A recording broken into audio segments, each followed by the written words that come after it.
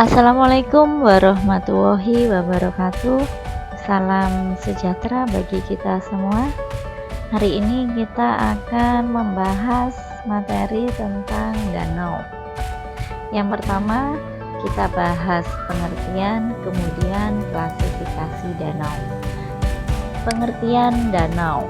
Danau adalah suatu tubuh air yang tergenang menempati suatu basin dan kontinuitas airnya yang sangat kecil jika dibanding dengan laut maupun lautan.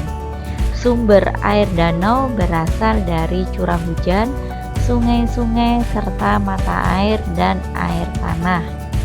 Air danau dapat berkurang karena adanya penguapan, perembesan ke dalam tanah, dan pengaliran keluar oleh sungai. Penguapan dan perembesan biasanya berimbang, kecuali daerah yang sangat lembab atau sangat kering.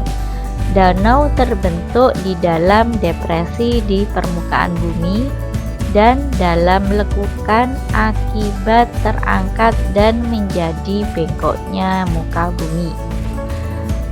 Sekarang kita bahas klasifikasi danau. Klasifikasi danau terbagi menjadi 6, yaitu tektovulkanik, vulkanik, glasial, kars, dan bendungan. Kita bahas yang pertama, yaitu tektonik. Danau tektonik adalah danau yang terbentuk akibat tenaga tektonik. Danau tektonik terjadi karena gerak diskolasi di permukaan bumi yang menimbulkan bentuk-bentuk patahan, sleng atau amblesan.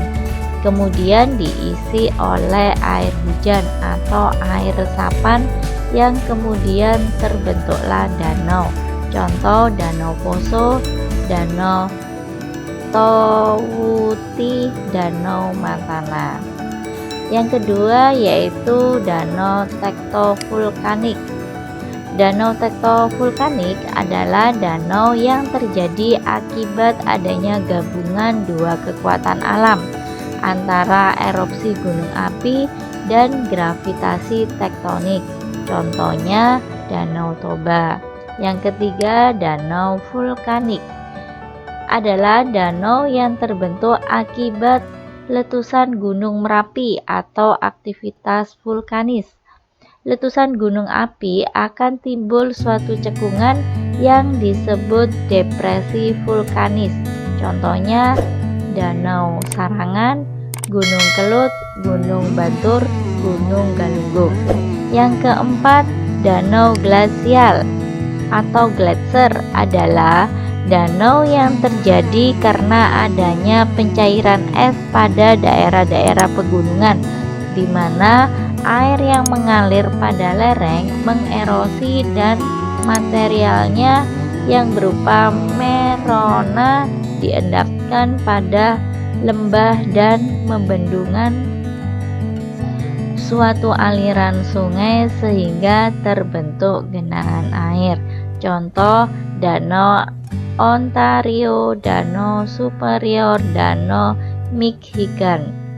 Yang kelima yaitu Danau Kars adalah danau yang terjadi karena adanya pelarutan batuan kapur sehingga bentuk daerah cekungan dan kemudian diisi oleh air. Contohnya Dolit. Yang keenam yaitu bendungan. Danau yang terbendung karena peristiwa alam. Contoh Danau Tondano. Danau yang terbentuk karena aktivitas manusia yang sering disebut dengan waduk. Contoh Waduk Jatiluhur, Waduk Karangkates, atau Sutami. Demikian penjelasan tentang danau. Semoga bermanfaat. Sekian. Assalamualaikum warahmatullahi wabarakatuh.